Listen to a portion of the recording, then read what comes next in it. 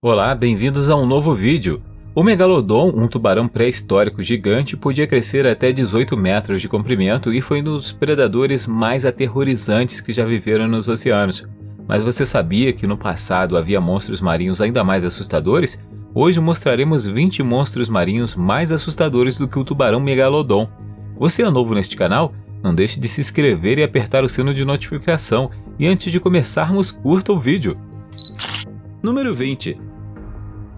Stetacanthus viveu durante o final do Devoniano e o início do Carbonífero por volta de 385 a 320 milhões de anos atrás.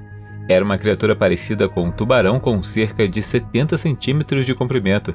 Stetacanthus tinha uma aparência única, com sua característica mais marcante sendo sua barbatana dorsal de formato incomum, lembrando uma bigorna. Os machos tinham uma protrusão estranha nas costas, frequentemente descrita como uma tábua de passar.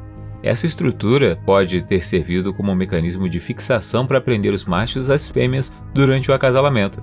A espécie S. altonensis atingiu comprimentos de cerca de 1,5 metro, enquanto S. productus podia crescer até 3 metros de comprimento. Acredita-se que esse monstro marinho se alimentava principalmente de organismos que viviam no fundo, embora também possa ter perseguido ativamente peixes mais lentos e cefalópodes. A presença de cartilagem esférica calcificada em Stetacanthus é interessante, pois marca uma das primeiras ocorrências de uma massa tão grande em Chondrichthyes. Fósseis dessa criatura foram encontradas nas águas da China, Europa, América do Norte e Rússia. No entanto, eles foram extintos no final do período Devoniano. Número 19. Magnapina pertence à família Magnapinidae, um grupo de cefalópodes raramente vistos com morfologia distinta. Se você visse essa criatura marinha, provavelmente pensaria que ela estava extinta, mas não, ela ainda vaga pelas profundezas. Os braços e tentáculos de Magnapina são extremamente longos, estimados em 4 a 8 metros de comprimento. Ao contrário de outras espécies de lula, os braços e tentáculos de Magnapina são iguais em comprimento e parecem idênticos, o que a torna bastante assustadora. Seus apêndices longos e finos foram descritos como parecidos com espaguete ou as pernas de uma aranha de pernas longas. Acredita-se que ela se alimenta arrastando seus braços e tentáculos pelo fundo do mar, agarrando organismos comestíveis. Também foi observada usando ventosas microscópicas em seus tentáculos para capturar zooplâncton. Independentemente disso, Magnapina, possivelmente o resultado de algum pesadelo do fundo do mar, continua sendo uma criatura elusiva de profundezas do oceano. Como você reagiria se encontrasse essa versão subaquática indutora de pesadelos de um alienígena? Diz aí nos comentários. Número 18. Quão aterrorizante pode ser uma criatura que tem sem rosto no nome? Conheça a enguia cusque sem rosto e decida por si mesmo. Esta é uma espécie de enguia cusque e a única do gênero monotípico Typhlonus. É encontrada nos oceanos Índico e Pacífico em profundidades que variam em cerca de 3.900 a 5.100 metros. Esta criatura marinha recebe o nome de sua aparência incomum, aparentemente sem rosto, com os olhos enterrados profundamente sob a pele. O peixe foi coletado pela primeira vez pelo HMS Challenger durante a sua histórica expedição oceanográfica ao redor do mundo no final dos anos 1800.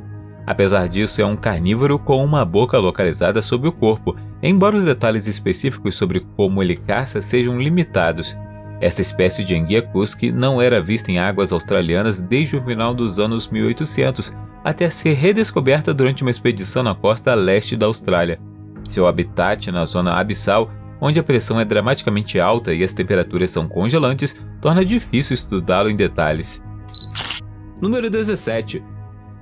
Helveticossaurus foi um grande réptil marinho que viveu durante o período Triássico, cerca de 242 milhões de anos atrás, no que é hoje a Suíça. É conhecido por um holótipo quase completo, incluindo vários elementos cranianos e pós-cranianos. Estima-se que Helveticossaurus tinha cerca de 3,60 metros de comprimento, de focinho a cauda. Ele tinha uma cauda longa e flexível, semelhante a outros répteis marinhos extintos, como os Thalattosaurus, e provavelmente se impulsionava pela água por ondulação lateral. Além disso, tinha uma cintura peitoral robusta e membros anteriores bem adaptados para movimentos semelhantes a remos. fornecendo um método adicional de propulsão. O Helveticossaurus é o único membro conhecido de sua linhagem, sem parentes próximos. Análises posteriores levaram a sua classificação como réptil diápsido, possivelmente até mesmo um arcossauro, um grupo que inclui crocodilos e pássaros. Diápsidos são répteis com duas aberturas na parte de trás do crânio, semelhante aos lagartos. Número 16. Tubarões de duas cabeças capturaram o fascínio de cientistas e do público.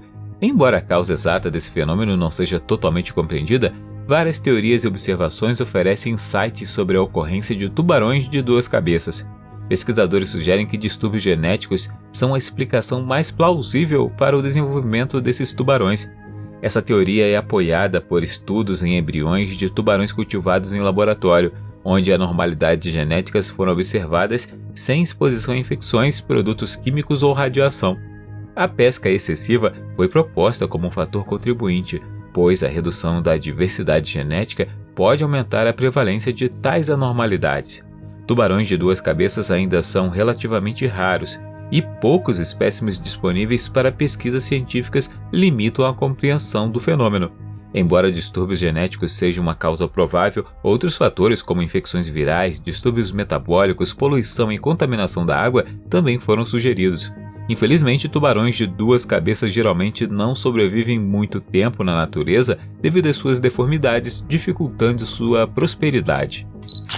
Número 15. Tanistropheus foi um réptil extinto que viveu há cerca de 215 milhões de anos durante o período Triássico Superior. É conhecido por seu pescoço extremamente alongado, que tinha cerca de 3 metros de comprimento, mais longo do que seu corpo e cauda combinados. Tanistropheus é conhecido por vários fósseis, incluindo esqueletos quase completos, e pode ter atingido um comprimento total de 6 metros. Seu pescoço era sustentado por apenas 10 vértebras, cada uma das quais era notavelmente longa. O estilo de vida exato e o habitat de Tanistropheus ainda são debatidos entre os cientistas. Ele foi reconstruído como um réptil aquático ou semi-aquático devido ao seu pescoço longo, mas relativamente rígido. Análises recentes de um fóssil de Tanistropheus, bem preservado, descoberto na Suíça, sugerem que o animal tinha quadris bem desenvolvidos e membros posteriores poderosos, apoiando a ideia de que era um réptil pescador. As escamas sobrepostas e os membros posteriores bem desenvolvidos também indicam que o Tanistropheus pode ter tido mais controle e flexibilidade nas vértebras do pescoço do que se pensava anteriormente. Número 14.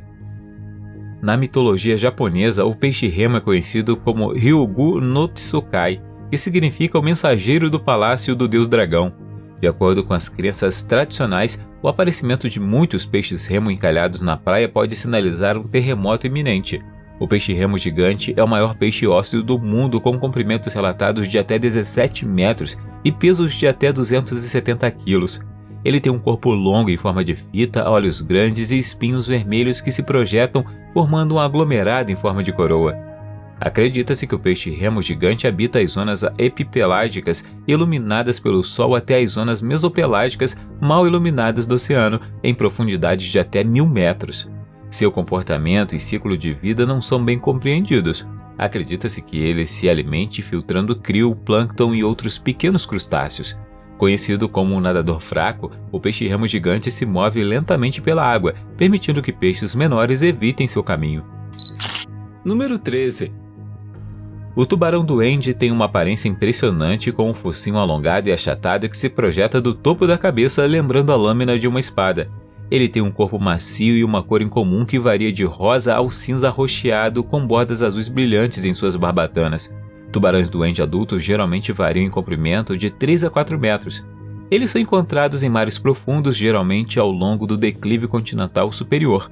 Tubarões-duende foram registrados nos oceanos Atlântico, Pacífico e Índico, com avistamentos mais comuns perto do Japão. Devido à sua natureza elusiva, não se sabe muito sobre os seus comportamentos, mas acredita-se que sejam criaturas solitárias, semelhantes a muitas outras espécies de tubarões. Eles provavelmente são mais ativos durante a manhã e a noite e são considerados predadores lentos, o que dificulta a perseguição de presas. No entanto, eles são conhecidos como alimentadores oportunistas, caçando principalmente peixes ósseos, crustáceos e cefalópodes como lulas. Eles têm um mecanismo de alimentação único, identificando presas sob seus focinhos sensíveis e então estendendo suas mandíbulas, que podem se projetar para frente para capturar a presa. Número 12. Este antigo predador fascinou cientistas entusiastas de dinossauros devido ao seu tamanho impressionante e aparência assustadora. Rhamphorhynchus, também conhecido como crocodilo bico, era um gênero extinto de crocodilo que viveu durante a época do Plioceno. Ele está intimamente relacionado aos gaviais modernos e falsos gaviais. Rhamphorhynchus era um réptil gigantesco estimado em até 11 metros de comprimento, tornando um dos maiores répteis crocodilianos de todos os tempos. Seu focinho alongado era uma de suas características mais notáveis, junto com suas pernas curtas e atarracadas. Fósseis de Rhamphorhynchus foram encontrados nas colinas de Sivalik, no Paquistão e na Índia, bem como na região do Sindh, no Paquistão. Rhamphorhynchus era um carnívoro pertencente à ordem Crocodilia, alimentando-se principalmente de outros animais para sobreviver. Sua dieta consistia em peixes e outros animais aquáticos, semelhantes aos gaviais modernos, que são conhecidos como comedores de peixes. Acredita-se amplamente que sua dieta incluía peixes, répteis menores e possivelmente até dinossauros jovens. Com dentes afiados e mandíbulas poderosas, o Rhamphorhynchus estava bem equipado para garantir uma pegada forte em presas em dificuldades, garantindo capturas bem-sucedidas mesmo de presas maiores do que ele, colocando-o firmemente no topo da cadeia alimentar. Número 11. Pterosfenus e outros paleofídeos, apesar de sua aparência assustadora, não se expandiram significativamente para os nichos dos principais predadores marinhos. Isso porque tubarões e cetáceos já ocupavam esses papéis, o que é bastante impressionante considerando que essas cobras eram gigantescas.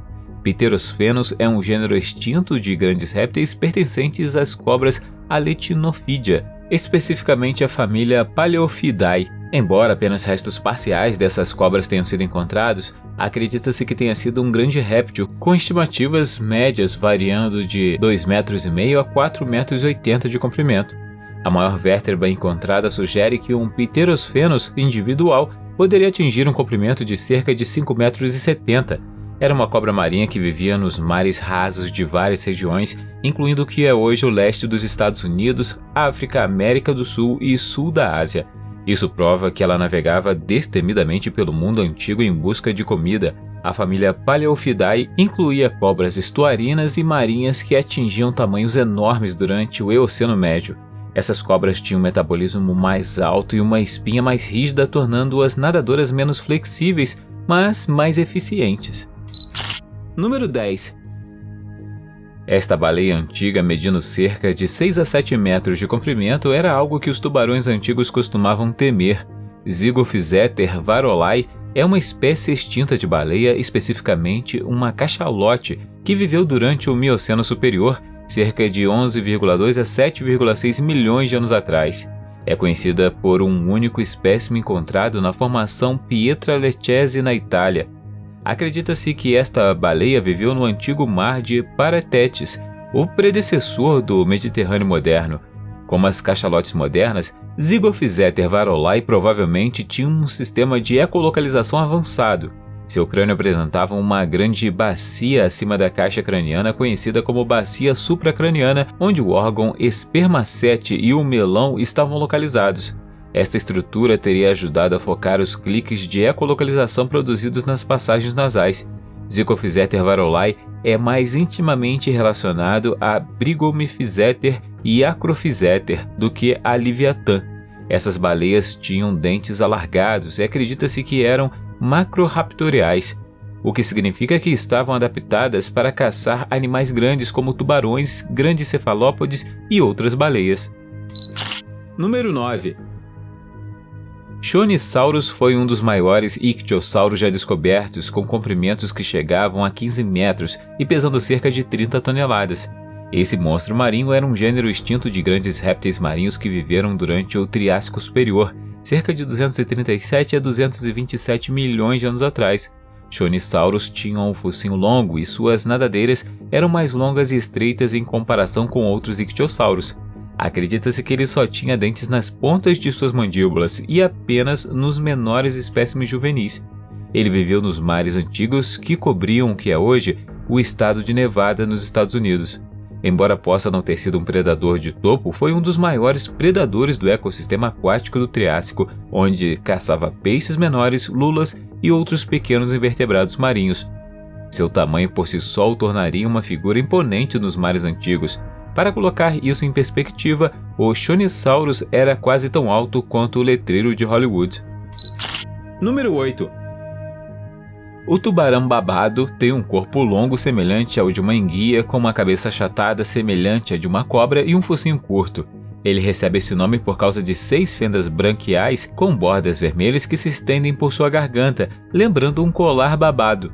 Seu corpo é marrom escuro ou cinza com nadadeiras peitorais em forma de remo. A nadadeira dorsal é relativamente pequena e localizada bem atrás no corpo. Esses tubarões são moradores de águas profundas, geralmente encontrados em profundidades entre 600 e 1000 metros. No entanto, não se deixe enganar, eles são predadores ativos, conhecidos por sua capacidade de atacar a presa e engoli-la inteira, mesmo quando a presa é bem grande. O que os torna ainda mais assustadores é o seu movimento de natação serpentino, que se assemelha muito ao de uma enguia, pois se movem com um movimento contorcido. A dieta deles consiste principalmente de lulas, polvos e vários outros peixes, incluindo tubarões. Eles raramente são vistos por humanos e provavelmente são naturalmente raros, então é improvável que você encontre um tão cedo. Um alívio. Número 7. Pentecopterus é um gênero extinto de Eurypterídeos, um artrópode aquático que viveu durante o Ordoviciano Médio, aproximadamente 467 milhões de anos atrás. O gênero Pentecopterus contém apenas uma espécie, Decorarrensis. O nome Pentecopterus é derivado do Penteconter, um antigo navio de guerra grego, e do sufixo pteros, que significa asa. Estima-se que tenha atingido um comprimento de cerca de 1,70 m, tornando-o um dos maiores eurypterídeos ou artrópodes já descobertos. Acredita-se que Pentecopterus tenha sido um dos principais predadores de sua época, provavelmente dominando os mares antigos. Seu corpo longo e estreito e grandes braços de agarrar eram adequados para capturar e segurar presas. A cauda de Pentecopterus não era usada para picar como os escorpiões terrestres modernos, mas provavelmente servia para o equilíbrio e natação. Fósseis desse monstro marinho foram descobertos em Decorah, Iowa, dentro de uma antiga cratera de impacto de meteorito amplamente submersa pelo Upper Iowa River. A descoberta foi um choque para o mundo científico, pois é o mais antigo eurypterídeo conhecido, quase 9 milhões de anos mais velho do que outras espécies conhecidas. Número 6. O tubarão-tapete é considerado o membro mais especializado de sua família devido à sua coloração ornamentada e franjas de pele complexas que oferecem excelente camuflagem. Seu corpo largo e achatado e coloração escura e manchada o ajudam a se misturar ao recife, tornando-o um mestre do disfarce. É encontrado em recifes de corais rasos na costa norte da Austrália, Nova Guiné e ilhas próximas. Este tubarão tem um corpo e cabeça largos e achatados, com abas de pele altamente ramificadas ao redor de sua cabeça e queixo, dando-lhe uma aparência única, semelhante a uma barba. Durante o dia, o tubarão geralmente fica imóvel em cavernas ou sob rochas salientes, com sua cauda enrolada para cima. É um tubarão solitário e tende a ter uma pequena área de vida, usando vários pontos de descanso favoritos repetidamente, enquanto sua presa permanece inconsciente de sua presença. Ele se alimenta de uma variedade de presas, incluindo peixes, caranguejos, lulas, polvos e até mesmo outros tubarões. Além disso, ele usa um pequeno órgão sensorial, um barbilho localizado em suas narinas, para sentir seus arredores e atacar presas desavisadas que se aventuram muito perto. Ele também pode sacudir sua cauda para imitar o movimento de um pequeno peixe, atraindo vítimas desavisadas para o seu alcance. Número 5. Lydisictis era essencialmente o Hulk do mundo dos peixes, grande o suficiente para vencer qualquer luta, mas poderoso o suficiente para raramente precisar. Ele compartilhava seu ambiente marinho com vários predadores, incluindo o crocodilo marinho Metriorhynchus, Liopleurodon e tubarões ibodos. Lydisictis, que significa peixe de Lides, é um gênero extinto de peixe gigante que viveu durante o período Jurássico Médio por volta de 165 a 152 milhões de anos atrás. Era um peixe enorme, com alguns espécimes estimados em comprimentos de até quase 30 metros, tornando um dos maiores peixes que já existiram. Como as maiores criaturas marinhas de hoje, as baleias, Leedsichthys era um alimentador por filtração, consumindo principalmente plâncton e pequenos organismos marinhos. Seu mecanismo de alimentação por filtração permitiu que ele ingerisse grandes quantidades dessas minúsculas criaturas em cada gole de água. Leedsichthys provavelmente tinham um corpo aerodinâmico e uma boca grande cheia de vários dentes pequenos usados para peneirar pequenos animais de água. Dado seu tamanho, você acha que os outros gigantes do mar tinham medo dele? Número 4. Cameroceras, também conhecido como ortocone gigante, é um gênero de cefalópodes que viveu do Ordoviciano médio ao período Siluriano, cerca de 470 a 440 milhões de anos atrás. Esse monstro marinho é amplamente considerado um dos maiores cefalópodes ortocônicos que já existiram. As estimativas de tamanho variam, com algumas fontes mais antigas sugerindo comprimentos de 9 a 11 metros para a concha. Cameroceras tinha uma concha estreita em forma de cone, com suturas lisas e simples que dividiam uma série de câmaras internas chamadas septos. A única parte do animal que fossilizou é a concha, formalmente conhecida como concha. Cameroceras provavelmente era um predador de topo em seu ecossistema, alimentando-se de outros nautiloides e grandes euripterídeos. A cabeça da criatura marinha tinha tecidos moles e musculares localizados perto da abertura da concha dura em forma de cone, com um manto dentro da concha para proteção. Os cameroceras viviam no que hoje é a Laurência Báltica e Sibéria, que durante aquele período faziam parte da mesma massa de terra. Número 3. O peixe-ogro detém o recorde da maior proporção de dentes para o corpo de qualquer peixe no oceano, passado ou presente. Também conhecido como Anopoglaster cornuta, este peixe de águas profundas pertence à família Anoplogastridae. É encontrado em águas tropicais e temperadas frias em todo o mundo. Mas, apesar de seus dentes assustadores, o peixe é relativamente pequeno, atingindo um comprimento de apenas cerca de 15 centímetros.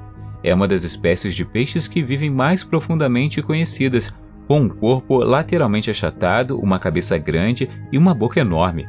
Os peixes ogros são encontrados em profundidades de até 5.000 metros, mas são mais comumente encontrados entre 500 e 2.000 metros. Durante o dia, eles residem em partes mais profundas do oceano e migram para águas mais rasas à noite para caçar, um comportamento conhecido como migração diária.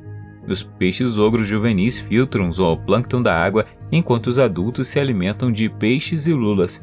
Eles são caçadores oportunistas e usam receptores químicos especializados para detectar o cheiro de presas na água.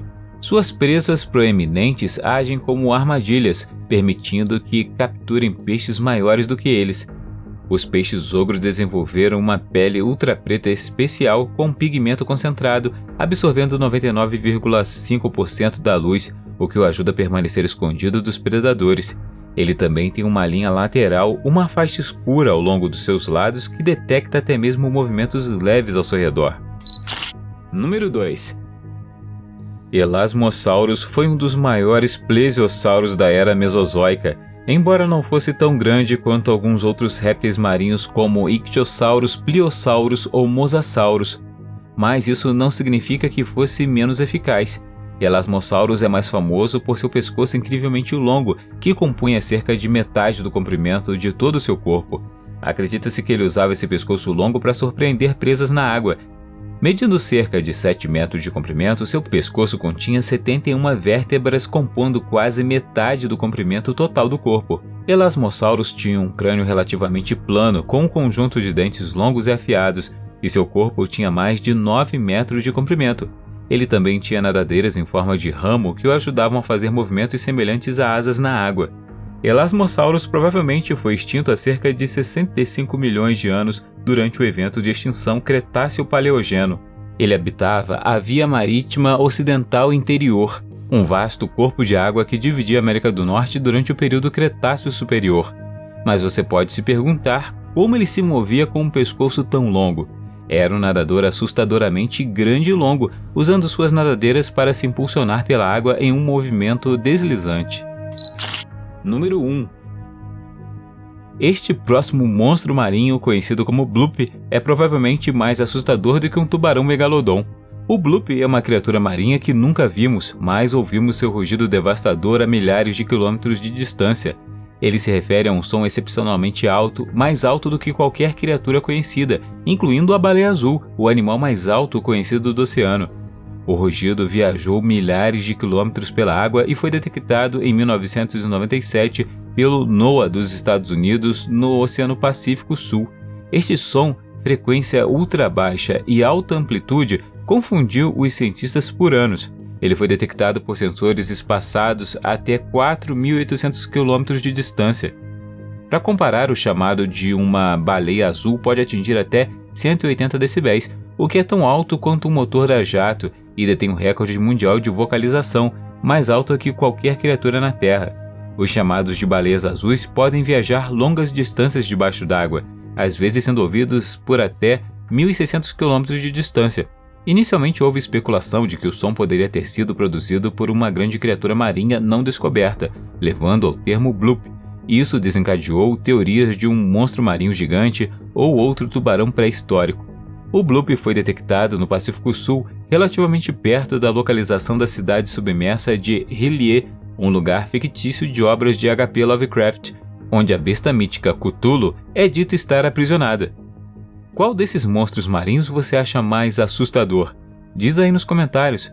Se você gostou do vídeo, deixe um joinha. Se quiser ver mais vídeos que fizemos, clique em um na tela ou dê uma olhada no canal. Obrigado por assistir e até a próxima.